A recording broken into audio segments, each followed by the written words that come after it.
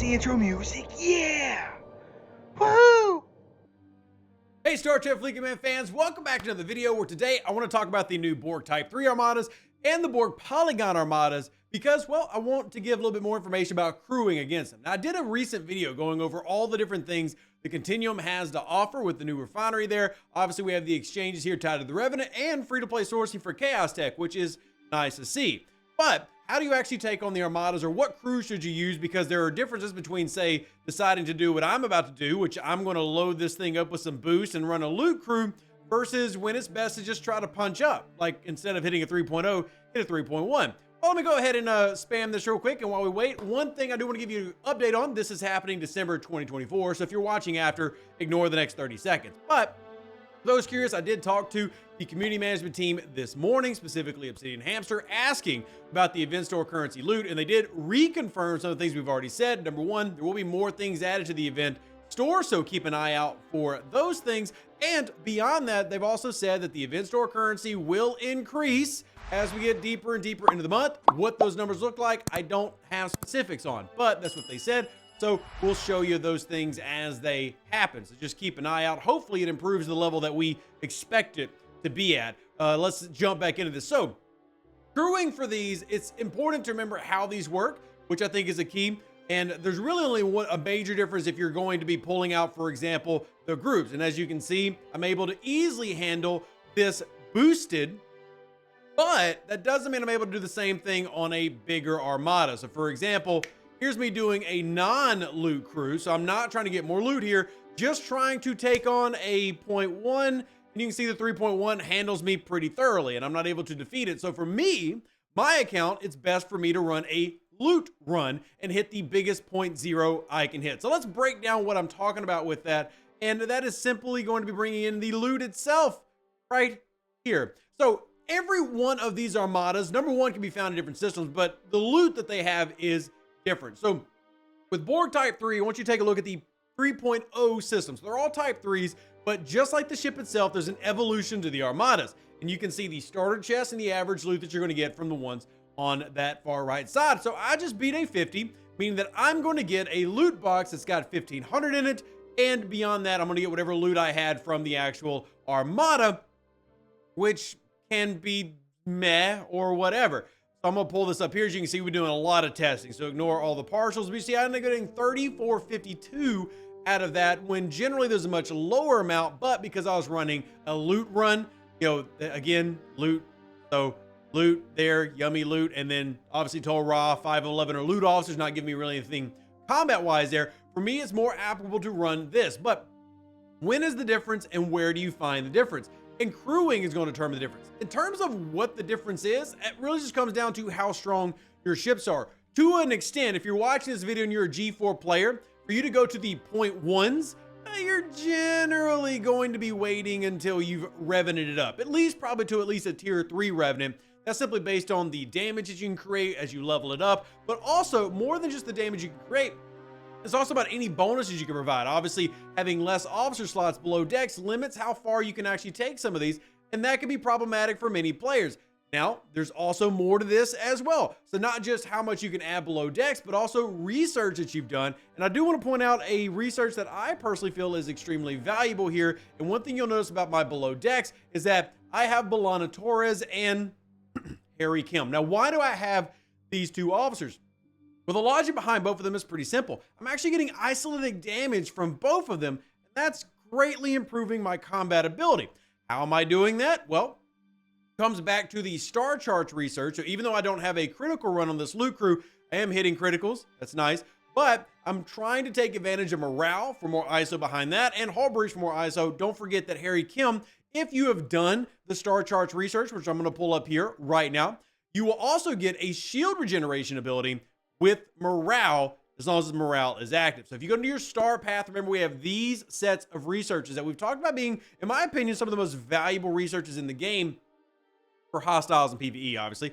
But you can see I've got ISO boosted here, where we've got 18% is my next one, 60% now. You see that will extend through all three of these rungs, that they all are going to boost your ISO. But if you look at the very end here, you're going to have some advantages depending on what you're looking at. So burning, it gives you a damage boost.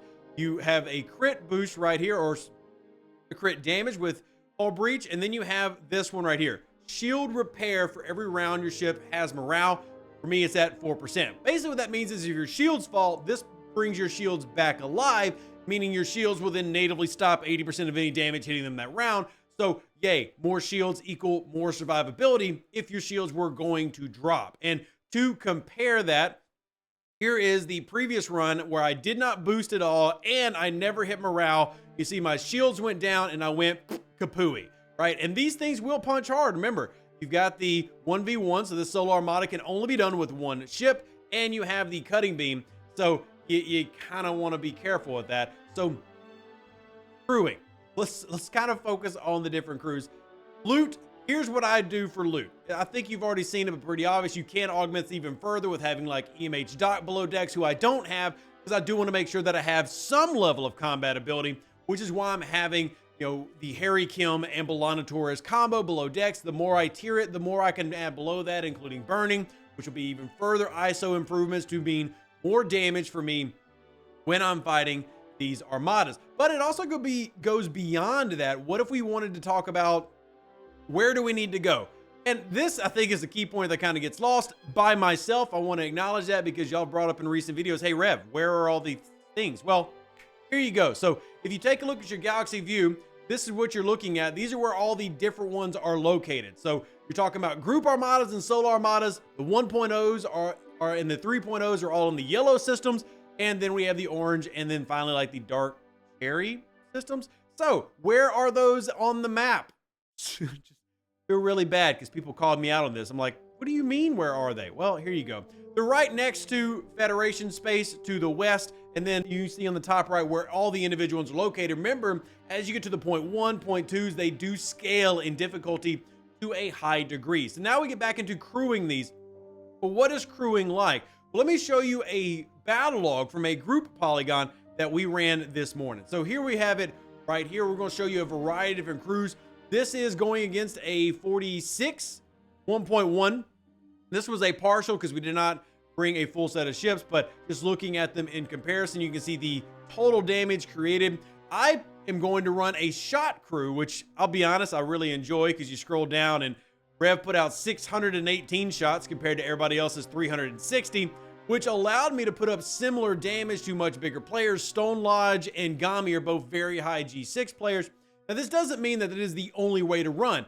More criticals is more better. That's great. More ISO is always better. If you're looking for the two things that affect the game the most right now, ISO affects damage output the most, and Apex affects your damage. Retention's not the word, but the amount of damage that you deflect the most, Apex barrier being the most in that regard. But in terms of damage creation, there are a couple of main key points that I would say that you're looking at with these various armadas. You see my little chunk of the pie right there as we did attempted to do a small one here and didn't get very far. Now I'm showing some of the defeats to simply show how we're doing this structure-wise, but if you look at the actual crewing, I don't think the crewing is bad. What you're going to see if you're running a group armada, you don't typically want to run loot until maybe really late in this process when you and your group have determined, hey, we're strong enough to take on the biggest ones, you know, those 0.2s, and we're able to have success with those, and we can now do loot. But until you reach that point, you really want to focus on things like isolated damage creation, more shots, and criticals. You're kind of standard armada crews that aren't loot based.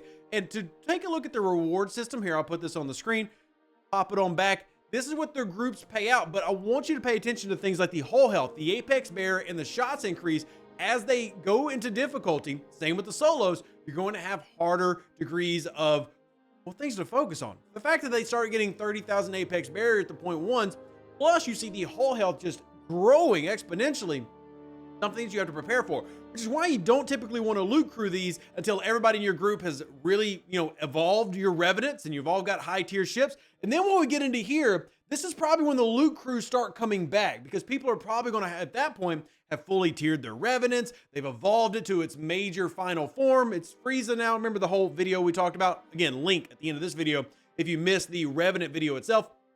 But another thing to take a look at is the loot boxes. So for example, why do we want to do a group 48 with a power crew versus a loot crew? Well, if you're the starter, immediately you want to try to start working with your group to hit 46 1.1s because the starter chest pays out 25,000. So if you're going to have things that you launch, right, you want to take value in a very limited source directive, well, there's your answer right there. The first goal of any alliance out there should be running the best armada crews they can, and then hitting at least the 46s because that big loot box. Now, there's also a bonus box that can be randomly distributed, and sometimes you get it, sometimes you don't. That'll also pay out a nice chunk, but the starter chests are huge, and you see it kind of jumps in levels. You see the 46 one, huge payout. Then you get to the 52, another massive jump, but if you notice, the difficulty also increases, the power that they have, the actual hull health. Keep in mind, and some people forgot this, these have a 20 round limit. So it's not just about, are you strong enough to beat them? Are you strong enough to beat them quickly? So real quick, let's go over those type of crews and ideas. And that is where we're going to leave the loot realm and go back into things that you've gotten more traditionally accustomed to. Shots, more criticals, things like Chakotay, things like Miles and Cisco combinations, your DS9 crew. In fact, let's jump into some of my standard sets of crews, thanks to this nice little ability here.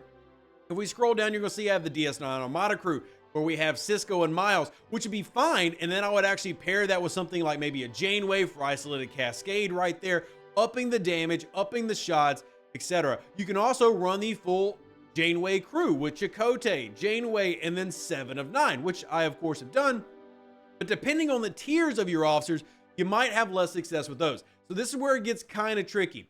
Most players who are going to watch this video, your best Armada crew is going to be Cisco, Miles O'Brien, and then for these, probably adding in Janeway. Why? Because as it stands today, most players are going to have maxed out Miles O'Brien and Benjamin Cisco, who are G4 and above, because the Bajoran store sources these so well. Whereas things like Chakotay, Janeway, EMH Doc, 7 of 9 are not sourced very well, at least not to the degree the DS9 officers are. If you have a high tier set of Chakotay, that's honestly the better bet to go. If you've maxed out Janeway and Chakotay, that's going to be the officers that you're really looking at, focusing on. If you haven't done that, well, then you're going to be probably looking at more things like this, where we're going, hey, I'm probably going to say loot's fine, but if I can't do loot, or if I'm doing a group armada, I'm going to want to try to run some of our classics, or getting back into the Chakotay realm, because he provides, remember, he's basically the combination of Cisco and Miles O'Brien, which is why he can have so much value. You can even take it a step further, where if you're wanting to run this and you're trying to increase shots even more, if you're trying to up your power, you can actually throw Miles O'Brien on here, thus giving you even more shots in conjunction with criticals and isolated cascade, depending on where you have tiered your officers. So that crew would look something like this, where we're getting a combination of, there's more shots, yes, these do stack, there is more shots, there is your criticals, and then finally there is your isolated cascade. So there's several different crews to run. This would be something that you ran with your group running a Polygon, but maybe not the most beneficial for you to run if you're running a solo Borg 3.0, because the difference is, will this be enough to allow you to punch up? Maybe not, which means punching the lower one and using the loot is more viable. Now, I'm going to be honest with you. I cannot tell you specifically for you watching this video which one of those applies to you, because that range is so much with accounts. Play it safe and be willing to take a risk during the time that Scopely is giving out free directives in your gift chest right now. Try it out. Can you punch that 46.1 and get the extra loot? And if you can't, well, you tried one time, and just know the crew to use. Make sure you're focusing on more power, beating them quickly. Anything you do to add ISO and shots is great. If you cannot do that, then loot crews will help you try to get as much as possible while you work on upgrading the ship. I know this video is a little bit longer than normal, as I'm trying to go through crews of different Armada styles, but hopefully it helped you. If you have specific questions, drop them down below. Be more than happy to answer anything that I can. Live long and plunder. Stay safe with their space cowboys. Deuces, that's me. Catch you on the next Star Trek Fleet Command video, and we're out. An even better outro than the intro. For the Empire and glory to your house.